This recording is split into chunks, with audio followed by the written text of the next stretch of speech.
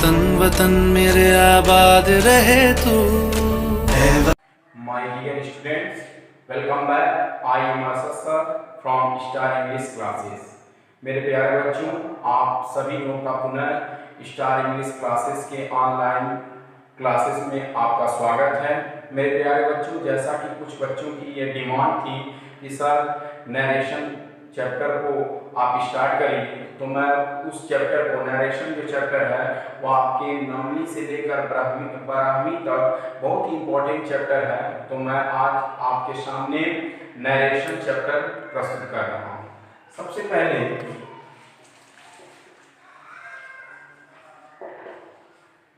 हम जानते हैं कि नरेशन है क्या। नरेशन शब्द की उत्पत्ति किस शब्द से हुई? तो नरेशन शब्द की उत्पत्ति जो हुई थी वह नरेट शब्द से हुई। नरेशन शब्द की उत्पत्ति नरेट शब्द से हुई, जिसका अर्थ होता है टू से, इट मीन्स कहना।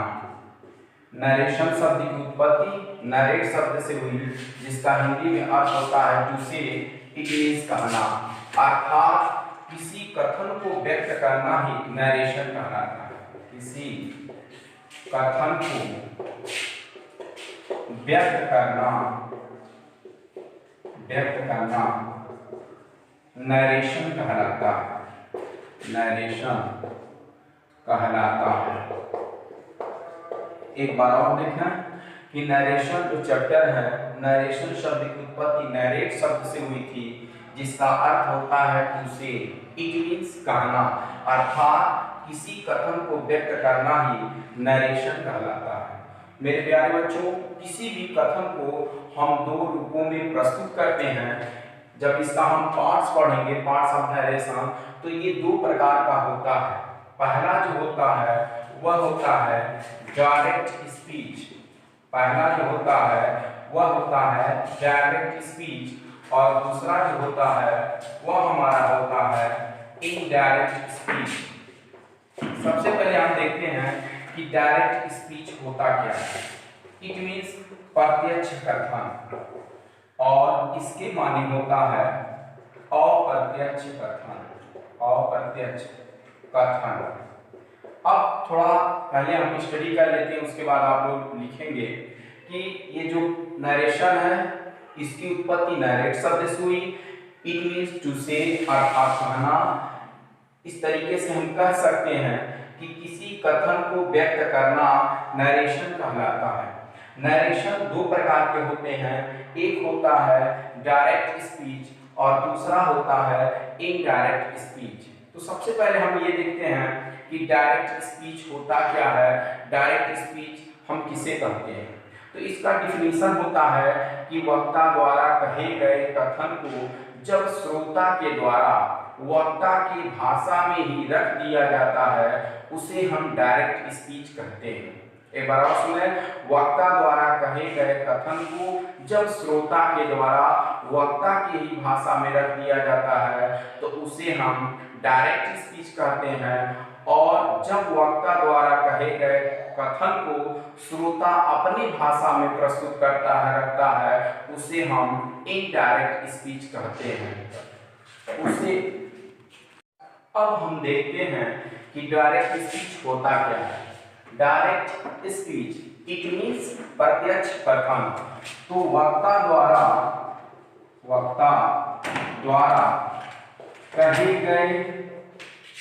कहे गए कथन को जब श्रोता के द्वारा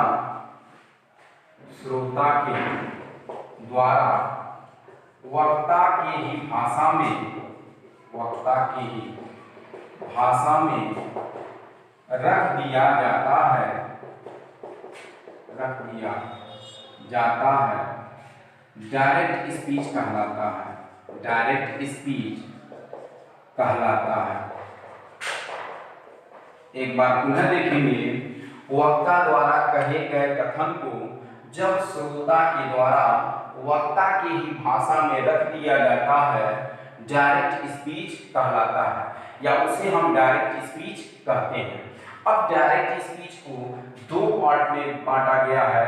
इट मीन सबसे पहले हम इसका एग्जांपल देख लेते हैं। जैसे he said to me Ram is weeping, Ram is weeping. ठीक, ये हमारा डायरेक्ट स्पीच है। क्यों है? क्योंकि वक्ता के द्वारा कहे गए कथन को हम वैसे ही रख दिए हैं। अब डायरेक्ट स्पीच दो पार्ट में विभाजित किया जाता है। पहला होता है, इसको हम टू पार्ट में डिवाइड करते हैं। First is reporting verb, reporting verb, reporting verb, और जो दूसरा नंबर आता है वह होता है रिपोर्टेड स्पीच। ठीक, तो सबसे पहले हम देखते हैं कि रिपोर्टिंग वर्ब और रिपोर्टेड स्पीच किसे कहते हैं। तो डायरेक्ट स्पीच का वह भाग जो इन्वर्टेड कामा के बाहर होता है रिपोर्टिंग वर्ब कहते हैं।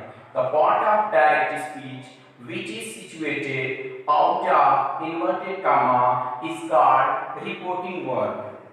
और दूसरा जो हमारा नंबर है रिपोर्टेड स्पीच, डायरेक्ट स्पीच का वह भाग जो इन्वर्टेड कामा के अंदर होता है उसे हम रिपोर्टेड स्पीच कहते हैं।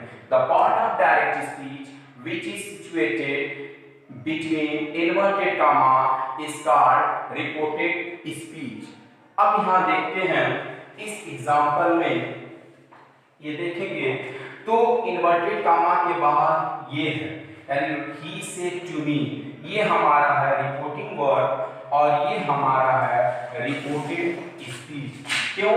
क्योंकि ये इन्वर्टेड कामा के अंदर रखा गया है। ठीक, अब ये डायरेक्ट स्पीच, इसके बाद आता है इनडायरेक्ट स्पीच। इनडायरेक्ट स्पीच जिसे हम कहते हैं अप्रत्यक्ष कथन, अप्रत्यक्ष कथन। इसका परिभाषा होता है कि जब वक्ता के द्वारा कहे गए कथन को श्रोता के द्वारा अपने भाषा में अर्थात श्रोता के भाषा में रखा जाता है उसे हम इनडायरेक्ट स्पीच कहते हैं।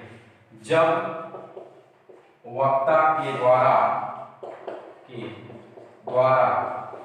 कहे गए शब्द को, कहे गए कथन को श्रोता के द्वारा अपनी भाषा में अर्थात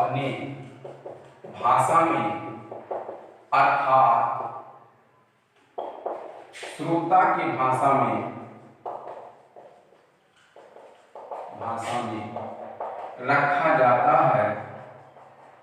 रखा जाता है उसे हम इनडायरेक्ट स्पीच कहते हैं। इनडायरेक्ट स्पीच कहते हैं। ठीक, इसका मतलब यह है कि जब वक्ता के द्वारा कहे गए कथन को श्रोता के द्वारा अपनी भाषा में अर्थात श्रोता के भाषा में रखा जाता है उसे हम इनडायरेक्ट स्पीच कहते हैं। ठीक, एक चीज और माइंड आप लोग करेंगे कि रिपोर्टेड स्पीच का जो पहला लेटर है वह कैपिटल लेटर में होता है। ठीक, अब देखेंगे इसका एग्जांपल, इसी सेंटेंस को हम लेकर बनाते हैं। जैसे मान लीजिए हमारा है he said to me Ram is weeping, Ram is weeping.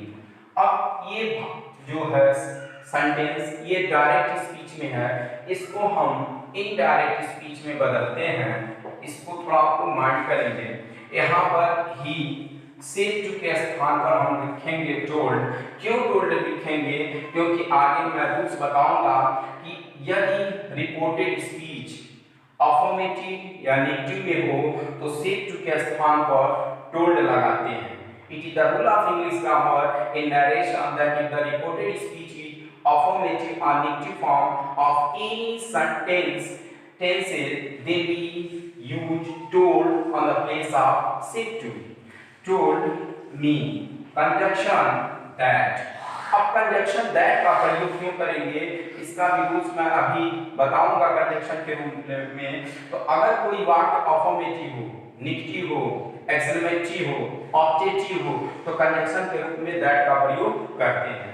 तो he told me that Ram, ये हमारा थर्ड पर्सन है, इसमें कोई चेंज नहीं होगा, because it is the rule of English grammar that if the third person come in reported speech there will no change of reported speech of change of pronoun when we convert indirect speech into indirect speech. मतलब यदि हमारा reported speech में अगर किसी third person का प्रयोग हुआ होगा तो वहां पर उसका परिवर्तन नहीं होगा जब हम किसी भी प्रकार के प्रत्यक्ष कथन को अप्रत्यक्ष कथन में बदलते हैं। तो राम हमारा थर्ड पर्सन है, इसलिए इसमें कोई चेंज नहीं होगा। तो राम को ऐसे ही रखेंगे। ऑपोजिट कंटीन्यूअस को हम पास्ट कंटीन्यूअस में बदलते हैं कब, जब रिपोर्टिंग हमारा पास्ट टेंस में होता है तब। अभी मैं आगे आपको बताऊंगा तफसील से। तो राम इस को बदल देंगे वाज में और यहाँ पर हो जाएगा हमारा वीकिंग। तो ये जो एग्जांपल है वह हमारा इनडायरेक्ट स्पीच था, क्योंकि हम इस कथन को अपनी भाषा में रखते हैं। He told me that Ram third person change नहीं होगा, और प्रेजेंट कंटीन्यूअस को पास्ट कंटीन्यूअस बदलेंगे, इसलिए वाज वीकिंग होगा। अब हम देखेंगे कि किसी भी डायरेक्ट स्पीच को इनडायरेक्ट स्पीच में कैसे बदलते हैं, कितने रूल्स हैं उसको देखा जाए।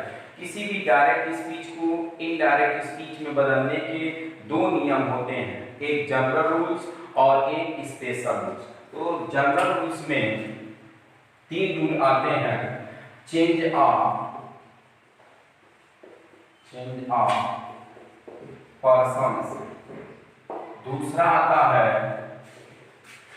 चेंज ऑफ टेंसेस, तीसरा आता है change of other parts of speech.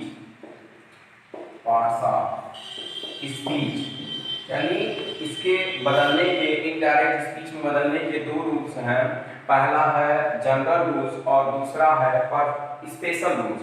तो जनरल रूल्स में पहला है चेंज ऑफ पर्सन्स, दूसरा है चेंज ऑफ टेंसेस और तीसरा हमारा है change of other parts of speech. तो अब हम देखते हैं कि चेंज ऑफ पर्सन, पहला रूल हम देखते हैं कि चेंज ऑफ पर्सन कैसे हम बदलते हैं। तो आप जानते हैं जो पर्सन होते हैं वह 3 प्रकार के होते हैं। पहला हमारा होता है फर्स्ट पर्सन, दूसरा होता है सेकंड पर्सन और तीसरा होता है हमारा थर्ड पर्सन। पर्सन 3 होते हैं, फर्स्ट पर्सन, सेकंड पर्सन और थर्ड पर्सन। फर्स्ट पर्सन में आई और वी होता है, सेकंड पर्सन में यू होता है और थर्ड पर्सन में ही, शी, इट और दे होता है। ये हमारे 3 पर्सन हैं, फर्स्ट पर्सन, सेकंड पर्सन और थर्ड पर्सन। फर्स्ट पर्सन में आई वी, सेकंड पर्सन में यू और थर्ड पर्सन में ही, सी, इट और दे।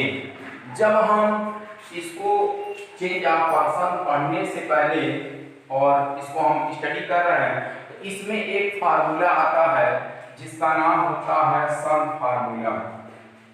सन फार्मूला, ये फर्स्ट, सेकंड एंड थर्ड। ये हमारा हो गया रिपोर्टिंग वर्ब और ये हमारा हो गया reported speech. SON means S for subject हो जाएगा, ओ मीन्स हो जाएगा ऑब्जेक्ट और एन मीन्स हो जाएगा नो चेंज। इसका मतलब ये है कि यदि ये देखेंगे हमारा रिपोर्टिंग वर्ब है और ये हमारा रिपोर्टेड स्पीच है।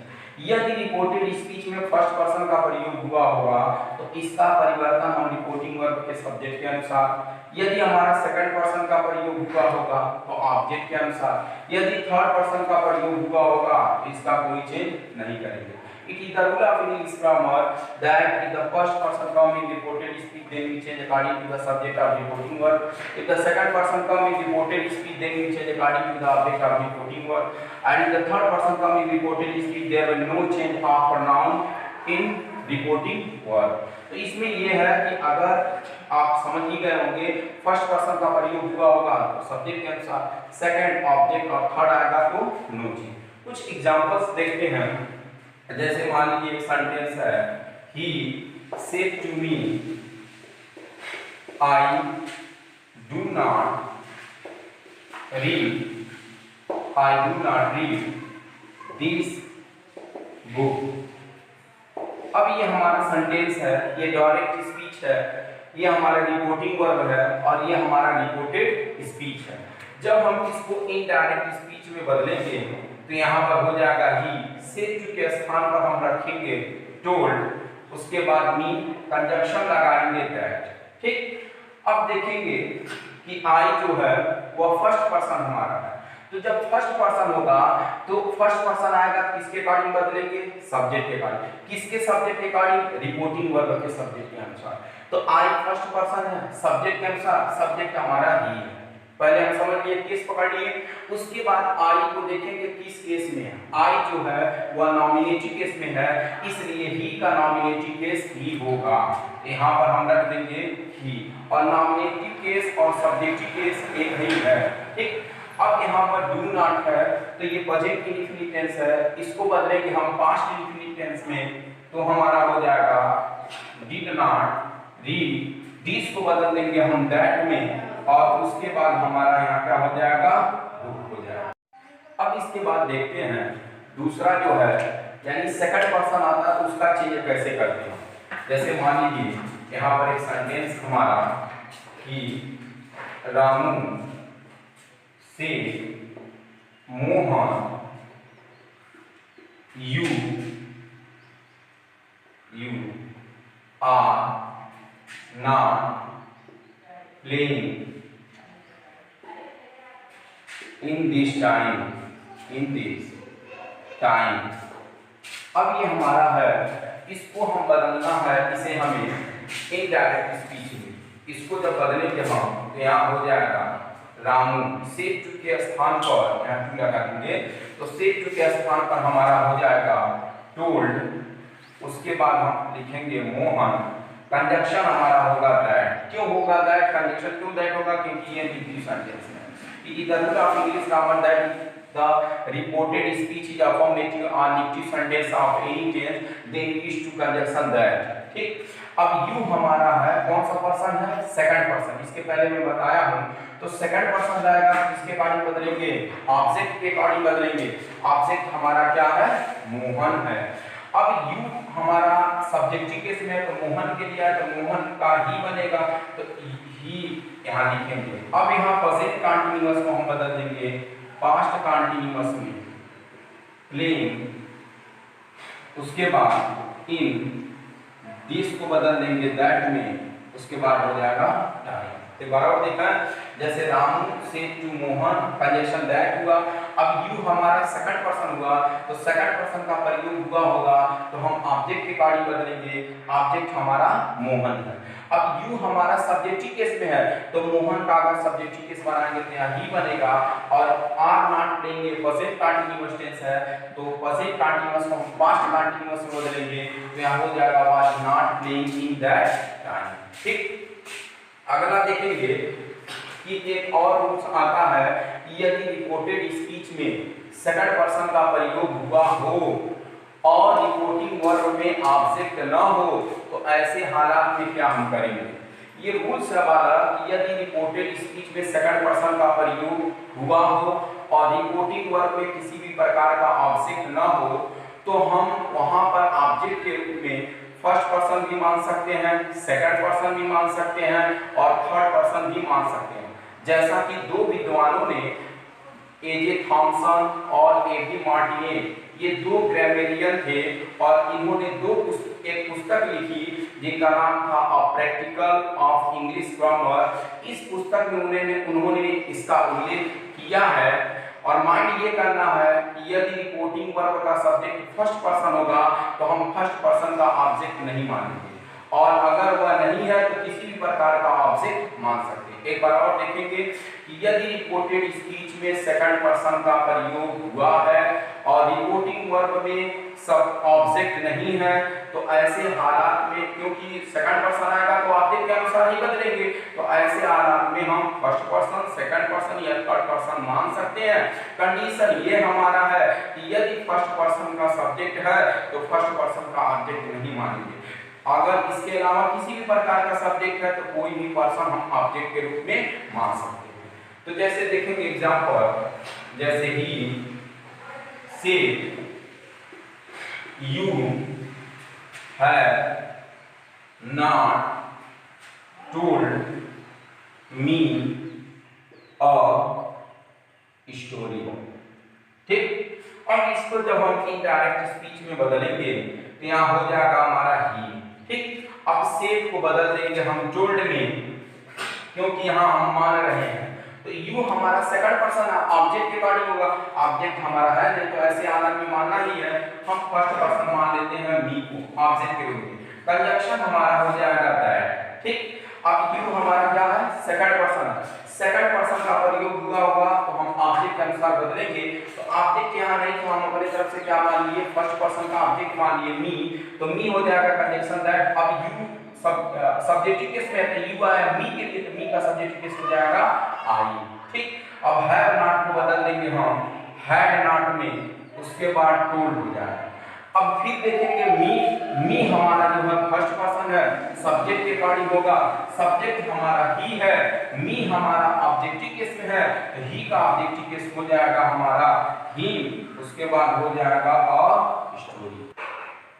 अब यहाँ देखेंगे एक बार और इसको समझ आ जाए कि he said you have not told me a story, तो यहाँ पर ही लिख देंगे, सेड के स्थान पर टोल्ड हो जाएगा मी, क्योंकि हम मान रहे हैं इसलिए इसको सेड को बदलना है, टोल्ड हो गया मी। कंजंक्शन यू हुआ, सॉरी यू यहाँ सब्जेक्ट है तो यू सब्जेक्ट है तो सेकंड पर्सन आएगा तो ऑब्जेक्ट के अकॉर्डिंग बदलेंगे, तो ऑब्जेक्ट हमारा है नहीं, ऐसे सूरत में हमको मानना है तो मान लो कंडीशन दैट। अब यू सेकंड पर्सन ऑब्जेक्ट के अनुसार ऑब्जेक्ट मी है, तो यू जो है वह सब्जेक्टिव केस में है तो मी का सब्जेक्टिव केस आई होगा, हैव नॉट को बदल देंगे हैड नॉट में, क्योंकि प्रेजेंट परफेक्ट हम बदलते हैं पास्ट परफेक्ट में तो had not told.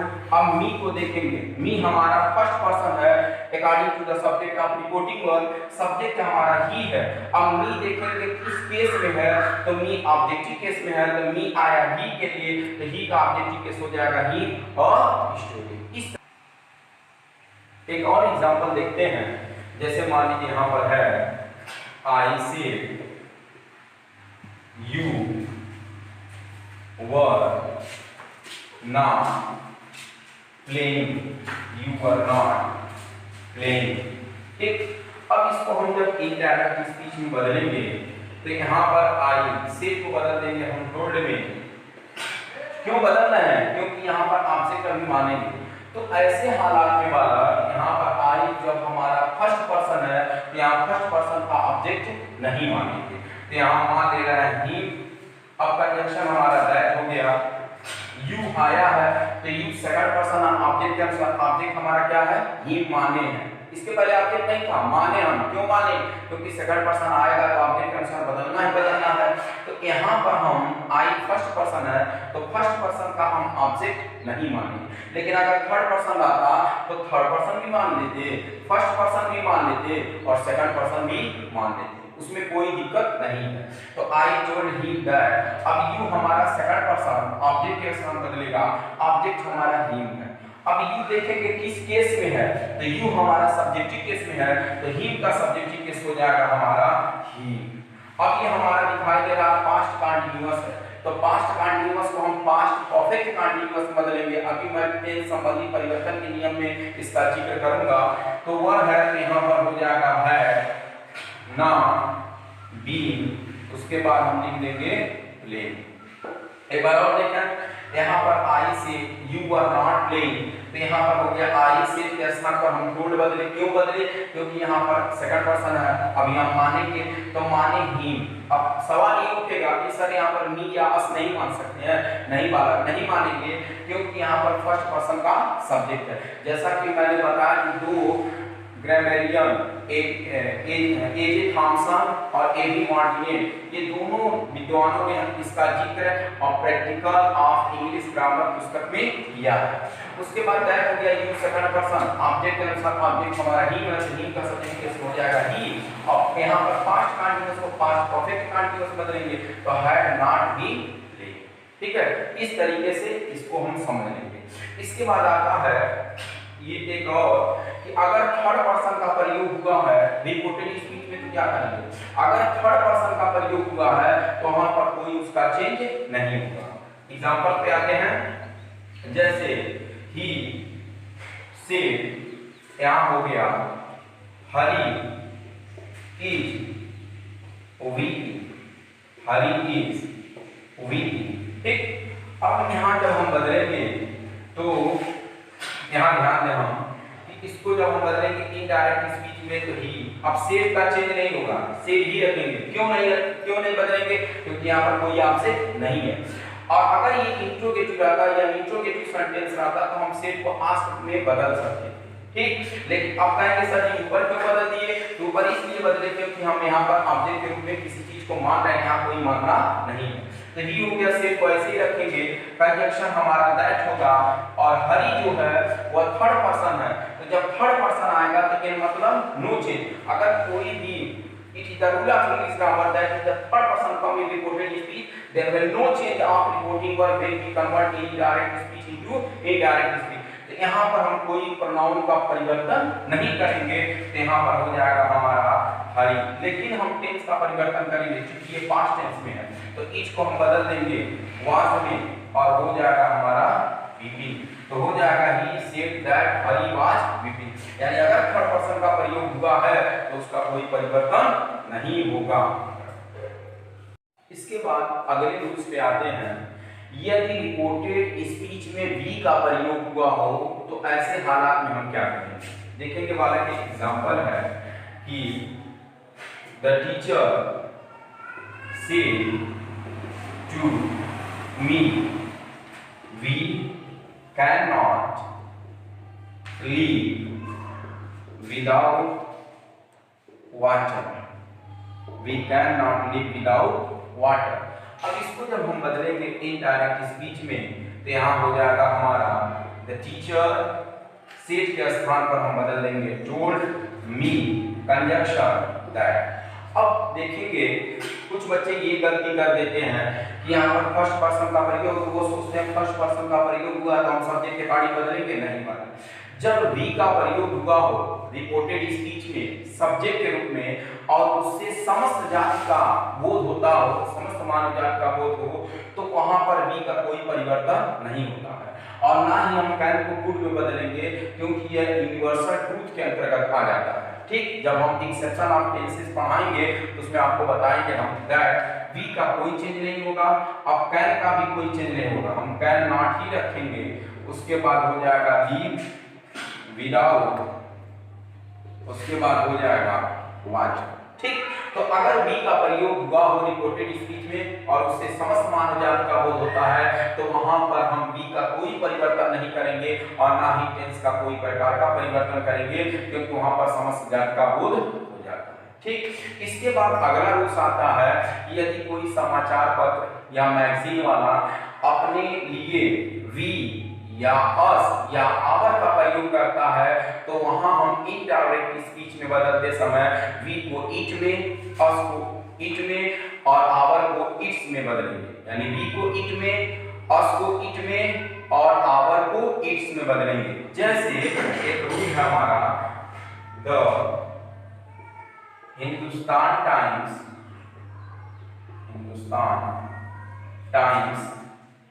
Says, The Hindustan Times says, our office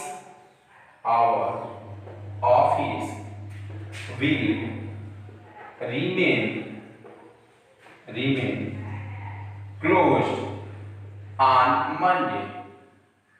ठीक, ये माइंड करने का बहुत अच्छा विषय है कि अगर कोई समाचार पत्र या मैगजीन अपने लिए वी या अस या आवर का प्रयोग करता है तो हम इनडायरेक्ट स्पीच में बदलते समय वी को इट में, अस को इट में और आवर को इट्स में बदलते हैं। जैसे यहां पर हो जाएगा अब द हिंदुस्तान टाइम्स। अब सेज को ऐसे ही रखेंगे, हम सेज को ऐसे रखेंगे, कंजंक्शन हमारा दैट होगा। अब सेज को टेल्स में क्यों नहीं बदले, क्योंकि यहाँ पर कोई ऑब्जेक्ट नहीं है, तो सेज को सेज में रखेंगे। दैट आवर ऑफिस की जगह हो जाएगा इट्स ऑफिस, इट्स ऑफिस।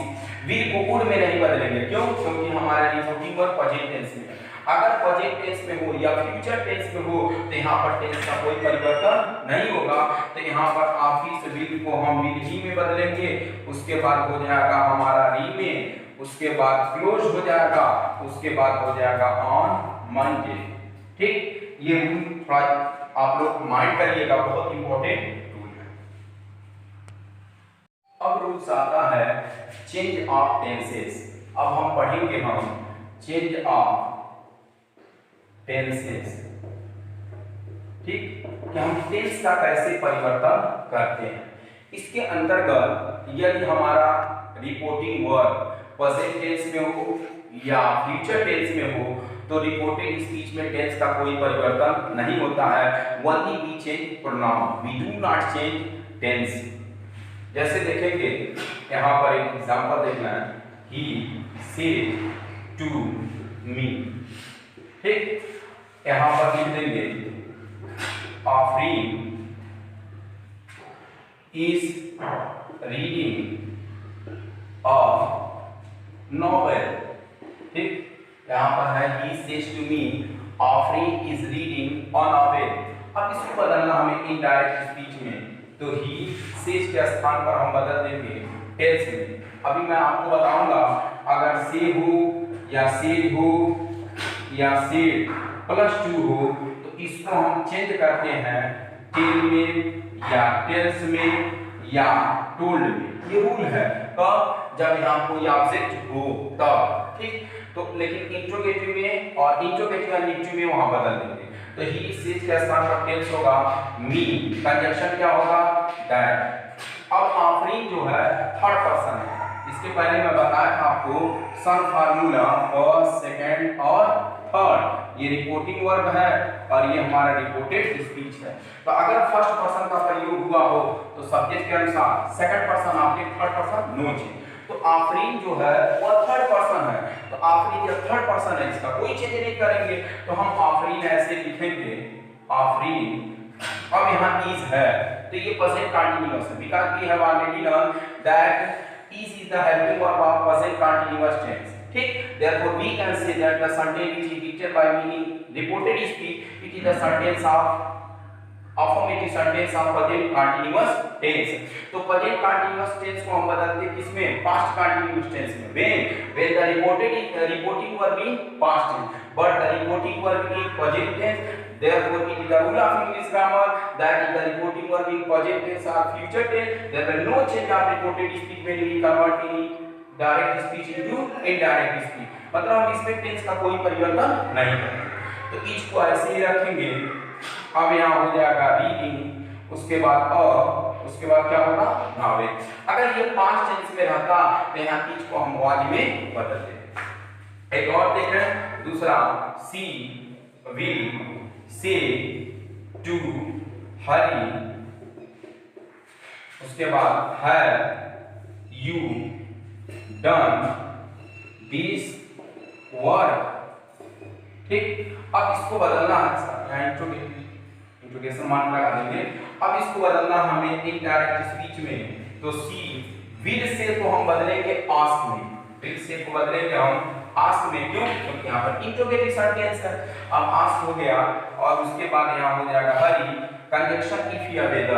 अभी कंजंक्शन का रूल मैं बताऊंगा आपको कि अगर कोई भी सेंटेंस हो और वह इंट्रोगेटिव सेंटेंस में है किसी भी टेंस के, अगर हेल्पिंग वर्ब पहले है तो कंजंक्शन के रूप में हम इफ या वेदर का प्रयोग करेंगे। तो आप चाहे तो यहाँ इफ भी लगा सकते हैं, वेदर भी लगा सकते हैं।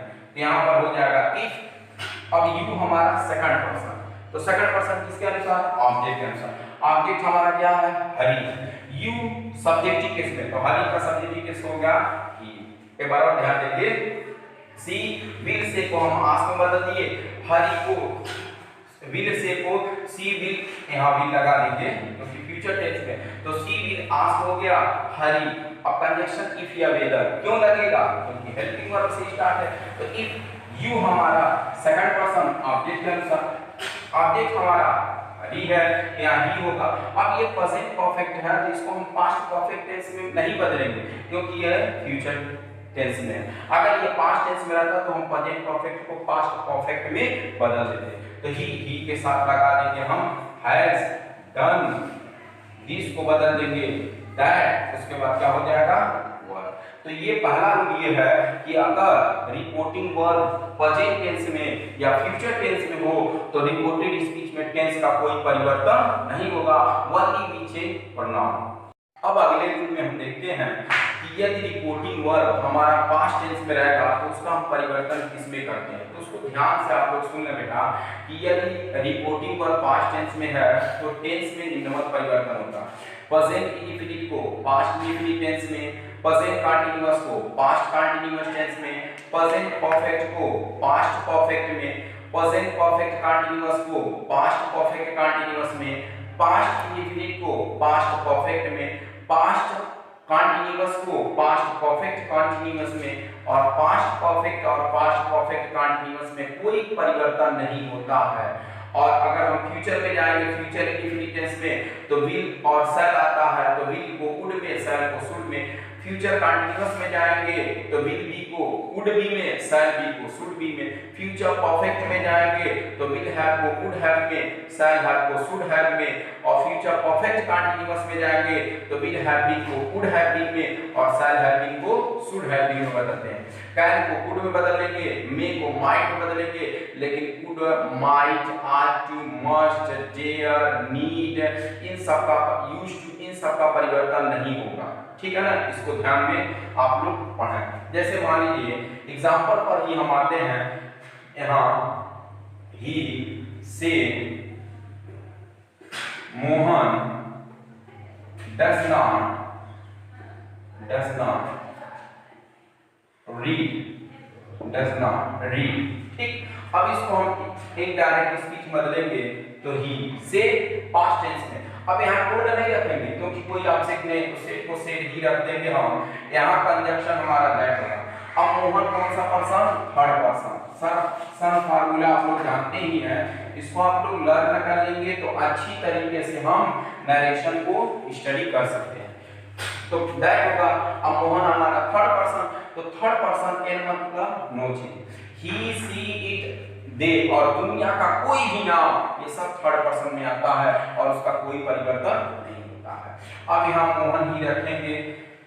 अब देखिए बात, यहाँ सेड है तो पास्ट में है तो यहाँ पर टेंस का परिवर्तन होगा। तो अभी हम बताए कि प्रेजेंट इंडेफिनिट टेंस को हम पास्ट इंडेफिनिट टेंस में बदलते हैं। तो डज नॉट को हम बदल देंगे डिड नॉट में। उसके बाद हमारा क्या हो जाएगा, डिड हो जाएगा। अगर यही ये प्रेजेंट या फ्यूचर में होता तो यहाँ पर टेंस का कोई परिवर्तन नहीं होता। अगला एग्जांपल देखते हैं, she said to me I am weeping in this time। अब इसको हम बदलेंगे इनडायरेक्ट स्पीच में तो हो जाएगा सी सेड टू को बदल देंगे हम टोल्ड में, मी कंजंक्शन हमारा दैट हो जाएगा। अब आई फर्स्ट पर्सन होगा तो फर्स्ट पर्सन होगा तो सब्जेक्ट के अनुसार बदलेंगे, सब्जेक्ट हमारा सी है। और आई फिर देखेंगे किस केस में है, तो सब्जेक्ट के केस में है। आई आया सी के लिए तो सी का सब्जेक्ट केस हमारा शी होगा। अब यहाँ प्रेजेंट कंटीन्यूअस है तो प्रेजेंट कंटीन्यूअस को बदल देंगे हम पास्ट कंटीन्यूअस में, क्योंकि हमारा रिपोर्टिंग वर्ब किस टेंस में है, पास्ट टेंस में है। तो सी, उसके बाद हो जाएगा वाज, उसके बाद हो जाएगा वीपिंग इन दिस को हम बदल देंगे दैट में, और उसके बाद क्या हो जाएगा, यानी प्रेजेंट इंडेफिनिट को पास्ट में, प्रेजेंट कंटीन्यूअस को पास्ट कंटीन्यूअस। अगला एग्जांपल देखते हैं, Mohan said to Hari have you played cricket, have you played cricket. अब इसको जब बदलेंगे हम इनडायरेक्ट स्पीच में तो यहाँ हमारा हो जाएगा मोहन, सेठ के स्थान पर बदल देंगे हम आस्क, उसके बाद हरी। अब कहेंगे आस्क में क्यों बदलेंगे, क्योंकि यहाँ पर इंट्रोगेटिव सेंटेंस है। अब यहाँ कंजंक्शन हमारा हो जाएगा इफ या वेदर, क्यों हेल्पिंग वर्ब से स्टार्ट है तो इफ हो गया। अब यू हमारा सेकंड पर्सन ऑब्जेक्ट के अनुसार, ऑब्जेक्ट हमारा हरी है तो यू सब्जेक्टिव केस में तो हरी का सब्जेक्टिव केस हो जाएगा ही। अब ये प्रेजेंट परफेक्ट को पास्ट परफेक्ट में तो हो जाएगा हैड, उसके बाद हो जाएगा प्लेड, उसके बाद हो जाएगा क्रिकेट। ठीक, यानी ये इंट्रोगेटिव सेंटेंस पर यहाँ पर हेल्पिंग वर्ब लगाकर इफ या वेदर लगाकर हम यहाँ पर अफर्मेटिव सेंटेंस में बदलेंगे। इसका आगे चल के आप लोग स्टडी करेंगे बढ़िया तरीके से, और जब ऑफलाइन क्लासेस होगा तो मोस्ट वेलकम है आपका, आप आए स्टडी करें अच्छी तरीके से। तो आगे देखेंगे यहाँ पर कि Mohan asked Hari if he had played cricket, ये हो गया। अब अगला एग्जांपल देखना हम, जैसे मान लीजिए हो गया शी से, ठीक, वाई है you not, why have you not been sleeping here for 2 days। ठीक, तो यहाँ पर जब हम बदलेंगे इनडायरेक्ट स्पीच में तो सी होगा और सेट को बदल देंगे हम आस्क्ड में बदल दिए, और उसके बाद यूज अब कंजंक्शन के रूप में क्या लगाएंगे हम, और यहाँ पर चूंकि यूज सेकंड पर्सन आया है तो सेकंड पर्सन आएगा तो ऑब्जेक्ट के अनुसार बदलेंगे। ऑब्जेक्ट हमारा है ही नहीं तो ऑब्जेक्ट जब नहीं है तो अपनी तरफ से मानेंगे, तो यहाँ मान लीजिए हम मान रहे हैं ही मान रहे हैं, ठीक, तो सी आस्क्ड हिम। अब कंजंक्शन क्या होगा, वाई। जब हेल्पिंग वर्ब से स्टार्ट होगा तो इफ या वेदर लगाएंगे, अगर इंट्रोगेटिव वर्ड से स्टार्ट है तो कंजंक्शन के रूप में हम इंट्रोगेटिव वर्ड का प्रयोग करेंगे, तो वाई हो गया। अब है हेल्पिंग वर्ब, ह से हेल्पिंग वर्ब से हटा दीजिए। अब यू हमारा सेकंड पर्सन ऑब्जेक्ट के अनुसार, ऑब्जेक्ट हमारा हिम है तो यहाँ हो जाएगा, ठीक, क्योंकि यू सब्जेक्टिव केस में तो हिम का सब्जेक्टिव केस ही होगा। अब ये प्रेजेंट परफेक्ट को हम प्रेजेंट परफेक्ट कंटीन्यूअस है तो इसको बदल देंगे हम पास्ट परफेक्ट कंटीन्यूअस टेंस में, तो हो जाएगा हैड नॉट, ये निगेटिव तो हम निगेटिव बदलेंगे ही हैड नॉट, उसके बाद बीन। ये जो सेंटेंस है ये है इंट्रोगेटिव एंड निगेटिव सेंटेंस है तो कंजंक्शन वाई लगाकर शेष सेंटेंस को हम निगेटिव सेंटेंस में बदलेंगे, तो Y he had not been sleeping here को बदल देंगे there में, और far उसके बाद हमारा हो जाएगा 2 days। ठीक, आइए कुछ और एग्जांपल्स को देखते हैं। जैसे मान लीजिए हमारा है he said to me Hari can climb on the tree, Hari can climb on the tree। ठीक, अब यहाँ पर जब हम इसको इनडायरेक्ट स्पीच में बदलेंगे तो यहाँ हो जाएगा हमारा ही सेड टू को बदल देंगे हम टोल्ड में, मी कंजंक्शन हमारा दैट। अब हरी हमारा थर्ड पर्सन, ये सम फार्मूला को आप लोग लर्न करना है अच्छी तरीके से। तो यहाँ पर हरी जो है थर्ड पर्सन था, थर्ड पर्सन आएगा तो नो चेंज। अब यहाँ लिख देंगे हम हरी, अब कैन को बदल देंगे हम कुड में। कुड क्यों बदलेंगे, क्योंकि यहाँ पर पास्ट टेंस में है तो कैन को बदल देंगे कुड में, उसके बाद हो गया क्लाइंब ऑन द ट्री। इस तरीके से एक और एग्जांपल देख लेते हैं। जैसे मान लीजिए हो गया सी से यू में read this novel, you may read this novel। तो इसको हम बदल देंगे सी सेट को यहाँ टोल्ड में बदल दीजिए, यहाँ ऑब्जेक्ट मानेंगे क्योंकि सेकंड पर्सन आया है तो मान लीजिए मी मान लीजिए, कंजंक्शन दैट हो जाएगा यू सेकंड पर्सन ऑब्जेक्ट के अनुसार, ऑब्जेक्ट हमारा मी है, यू सब्जेक्टिव केस में तो मी का सब्जेक्टिव केस हो जाएगा आई। मे को हम बदल देंगे माइट, ठीक, और रीड को बदल देंगे हम रीड ऐसे ही रहेगा, दिस को बदल देंगे हम दैट में, उसके बाद नाउ में। तो इस तरीके से आप लोग थोड़ा सा इस स्पीड को घटा करके, जैसे मैं टेंस वाला संबंधी परिवर्तन के नियम में दिखाऊं बताया हो, तो उसको थोड़ा सा अच्छी तरीके से याद कर लेंगे कि कैसे टेंस का परिवर्तन होता है। तो इस तरीके से आपका एग्जाम्पल का आप स्टडी करेंगे। अब आते हैं अगले रूल्स पर, जो हमारा है change of other parts of speech. इसमें क्या होता है कि हम दिस को दैट में बदलते हैं, दिस को दोस में बदलते हैं, एगो को बिफोर में बदलते हैं, टू नाइट को दैट नाइट में बदलते हैं, टुमारो को द नेक्स्ट डे में बदलेंगे, ठीक, यस्टरडे को द प्रीवियस डे में बदलेंगे। इस तरीके से बदलते रहते हैं। जैसे एग्जांपल है एक हमारा कि Mohan has done this work today, ठीक, से गीता, ठीक। अब इसको हम जब इनडायरेक्ट स्पीच में बदलेंगे तो आप घबराइएगा मत कि सर रिपोर्टेड स्पीच आप पहले लिखते हैं, रिपोर्टिंग वर्ब बाद में, ऐसे कोई मतलब नहीं है, आप चिंता करने की जरूरत नहीं है। पहले हम रिपोर्टिंग वर्ब को ही लिखेंगे यहाँ पर। तो यहाँ पर जब इनडायरेक्ट स्पीच बदलेंगे तो हो जाएगा गीता, और सेट को नहीं बदलेंगे, सेट को सेट ही रखेंगे, और कंजक्शन हमारा होगा दैट। मोहन हमारा थर्ड पर्सन है, नो चेंज, तो मोहन को ऐसे ही रखेंगे। और यहाँ पर हैज प्रेजेंट परफेक्ट टेंस में इसको बदलेंगे पास्ट परफेक्ट टेंस में, तो यहाँ पर हो जाएगा हमारा हैड डन।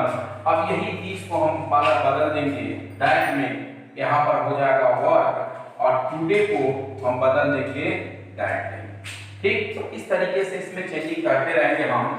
लेकिन अगर ये बहुत ही इंपॉर्टेंट रूल्स है, अगला रूल्स जो मैं आपको बताने जा रहा हूँ वेरी इंपॉर्टेंट रूल है change of other parts of speech में।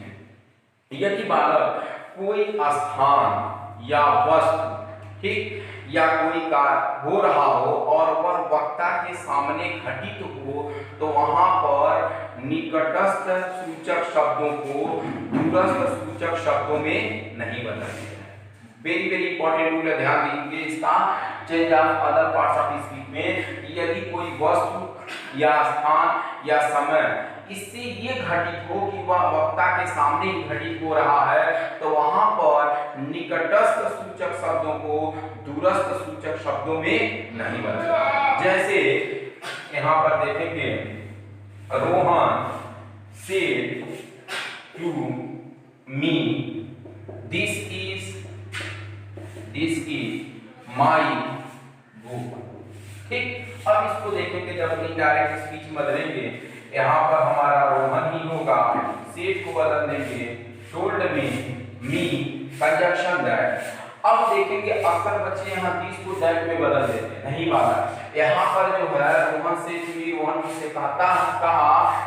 मुझसे कहा दिस इज माई बुक, यह मेरी किताब है। तो यहाँ पर दिस जो होता है, दिस का प्रयोग आप लोग पढ़ेंगे, दिस का हिंदी में अर्थ यह होता है, इसका प्रयोग निकट की एक वस्तु की ओर संकेत या इशारा करने के लिए किया जाता है। तो इससे यह स्पष्ट होता है कि यहाँ पर जो दिस है वह जो पुस्तक उसके लिए किया गया, तो वहां पर वक्ता के सामने ही है वह चीज है, इसलिए ऐसे हालात में निकटस्थ सूचक शब्दों को हम दूरस्थ सूचक शब्दों में नहीं बदलेंगे। अब ये नहीं कहेंगे कि हम दिस को दैट में बदल दें, नहीं बालक, ऐसा मत करिएगा आप।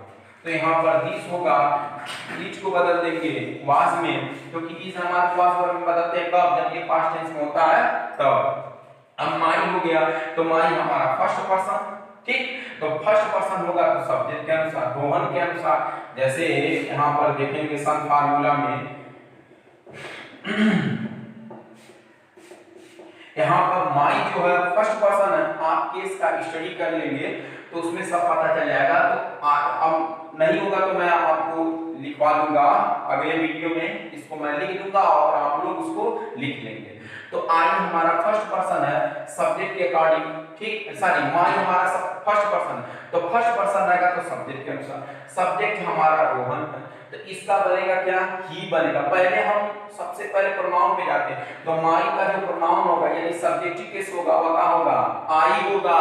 तो माई आया रोहन के लिए, तो इसका भी सब्जेक्टिव केस ही होगा। अब देखेंगे किस केस में है, तो माई जो है वो पॉसेसिव केस में है, तो रोहन का ही, तो ही का पॉसेसिव केस हमारा क्या हो जाएगा, हीज। उसके बाद क्या हो जाएगा, ठीक, यहाँ पर दिस को दैट में नहीं बदलेंगे क्योंकि यहाँ पर उसके निकट ही है, इससे पहले आप लोग देख ही लिए हैं। ठीक,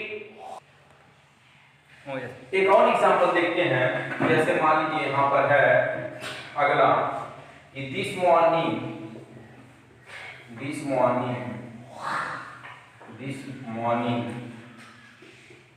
राहुल said to me, ठीक,